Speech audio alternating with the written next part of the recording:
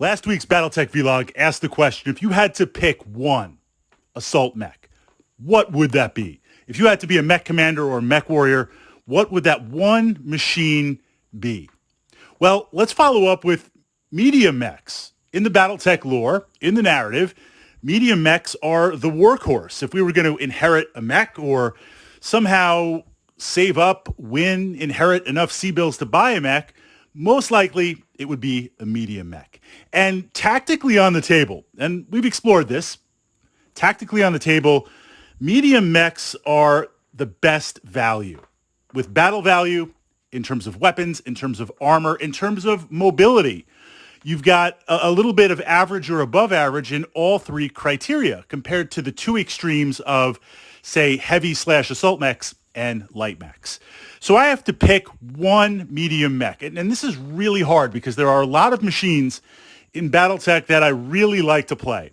But I am approaching this question, and I ponder this question to you. This is the criteria. This is the framework, the checklist that I'm utilizing. I've picked this medium mech based on if I had to play it in a Battletech RPG game. If we were going to role play for like the next year and I was going to play one mech, what would it be? That's the first factor. So kind of the coolness factor of it. Second to that is on the competitive side, it has to be a machine that performs. If you said, Fritz, you're going to be part of a bigger game. We're going to have I love big games. I love taking my miniatures. You take your miniatures.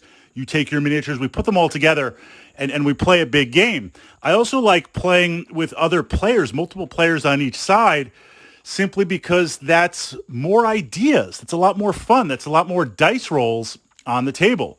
So within that framework, if I had to pick a medium mech that was going to perform, because if I'm going to be playing this machine, say, for a year, I've got to pull out the win factor, because otherwise I'm going to hear about it all week and it's just going to be downhill and it's going to be a disaster.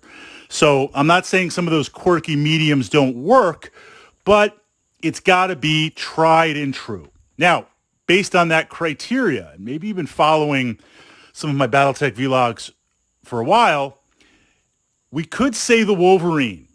Absolutely. Wolverine is kind of a trooper mech, an all-star mech. You don't know the hex map you're playing on. You don't know the scenario. You don't know anything. You bring a Wolverine, you're going to be solid. And that would be a good choice. But I'm not picking the Wolverine. I'm picking the Phoenix Hawk. Not because it was in that other robot thing, but because the Phoenix Hawk for a medium mech is a solid performer. It's got that large laser. It's got good armor. It's got jump capability. It's got the other laser output. It's got anti-infantry. It's got some stuff, a little bit of everything. Going to have to watch heat a little bit, but it doesn't necessarily run hot. And I feel like the compromises that were made in this machine, they're not crippling. Now, what do I mean by compromises? And certainly we've covered the Phoenix Hawk and the Wolverine in Tactica detail. I've pushed that up to the Battletech playlist here on my channel. I'm designing a medium mech. Right away, I'm like, hey, I want a PPC or an autocannon 10. I want to push out, if it's a single shot and I don't have redundancy. Redundancy is Battletech is where you've got to hit me, right? You're going to try and keep your modifiers down. I'm going to try and keep my modifiers up, running and clearing a number of hexes, and we're going to arrive at that number. Redundancy is where you're firing two or more of a similar weapon, either in type or in range, to increase your chances of hitting. So if I'm going to take one weapon, because I don't necessarily have redundancy on a medium mech, I don't have a lot of tonnage. Certainly on heavies and assaults, we have redundancy. Look at the Marauder class. Look at the Warhammer class. You've got those PPCs. Look at the Rifleman. You're complementing large lasers and autocannons. Other medium mechs could possibly have this, but they're in a smaller caliber, like the Blackjack. But this idea, if I don't have redundancy and I'm going to have a primary weapon, I'd like to do Inner Sphere 10 points of damage. Autocannon, though, that's got some ammunition, so that's going to possibly take up some crit spots. That could determine how many shots I take based on a campaign or the battle. If I go up the PPC, it's an energy weapon. I'm going to be firing every single shot that I have. Well, the PPC, higher battle value, a lot more heat, a lot more tonnage. if we jump down to if we jump down to that large laser, yes, I'm losing a little bit, but I'm in terms of damage, but I've still got some good punch, and it's bringing down the C-bills and it's bringing down the heat. So I feel like, on a side note, we've explored large laser Tactica. If I said medium laser, I meant large laser. We're going to get to those mediums.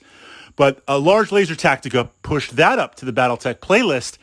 I feel like the large laser is often overlooked in a lot of Battletech games because we tend to make that jump if it's inner sphere from immediately jumping from medium lasers, which have a good damage output range / heat, all the way up to PPCs. And I'm right there with you, right? Marauders and Warhammers and things like that.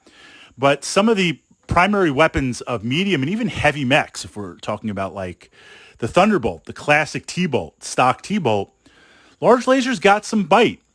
We mount the other weapons on the Phoenix Hawk, which means, again, it has a little bit more of a punch at medium to short range, and combined with the armor and the jump jets, and the jump jets look cool. Every time I make the jump with the Phoenix Hawk, I'm seeing those jump jets pushing off. This is just a solid medium mech. So from that perspective, I push that out to you, my fellow mech warriors, my fellow mech commanders. You're going to play Battletech RPG game. It's going to be a mix of tabletop and some role play. You're going to be playing it for a year. If you join the ranks of the dispossessed, then you're dispossessed for a year. You've still got to play it. But if you had to pick, if you had to inherit one medium mech, so you need a little bit of rule of cool, but you also need some solid Tactica bite on the table, what would it be? What would that medium mech be? Also, medium mech variants are also acceptable on that. There's a couple of different medium mechs that are kind of ho-hum. Nothing that great, but the variants are better than the stock, and then they've got some bite. And don't tell me to take variants on the Blackjack. Blackjack has got some bite, in my opinion, as it is with those auto cannons and the lasers with the jump capability. So, turning it over to you. You get to pick that one. And what is that one medium mech?